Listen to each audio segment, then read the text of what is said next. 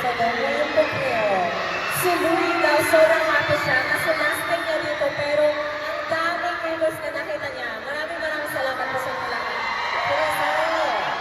Charlie, 꼭 다시 돌아올 테니까. At kaya, babalik po kami dito. Maybe come back. Maybe concert. Yeah, so just waiting for us. I love you so much. 필리핀을 일단 우리 필리핀 이름을 덕분에 진짜 심장이 되게 빨리 뛰는데 Sobrang fluttered yung heart ko dahil sa mga Filipinos. 이분들 덕분에 제가 살아있음을 느낍니다. And I feel alive because of you guys. 저희가 다시 필리핀에 돌아올 때까지 에너지 그대로 짚어서 Sana absorb nyo muna, intip nyo muna yung energy para babalik po kami. 그 다음번에 아주 더 뜨겁게 쏟아부어요. 알겠죠? Kailangan mas flutter nyo yung energy na ibibigay nyo next time, okay?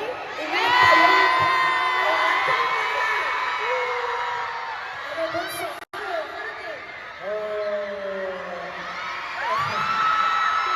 저희 엑스라고라서 제가 인상이라서 진짜 첫 필리핀이었거든요. Actually, first time na talaga dito sa Philippines. 너무너무 즐겁고 기쁘고 행복한 지원을 만들어주셔서 너무너무 감사합니다.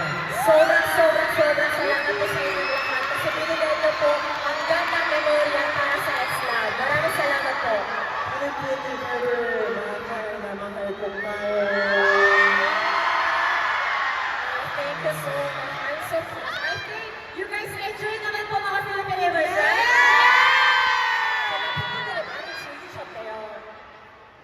Oh, thank you so much. But they should leave now. Oh, but for sure, they will back. Kapag support kayo lahat, okay? Para sa abangan na next comeback nila. Please keep support them, okay? And please don't forget to follow their social media. Thank you so much.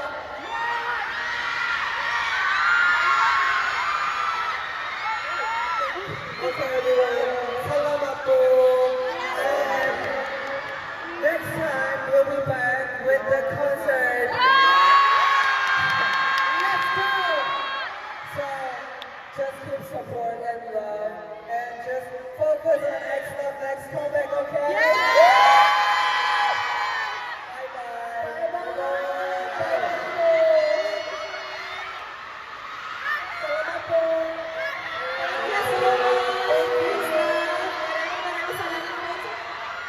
Thank you so much.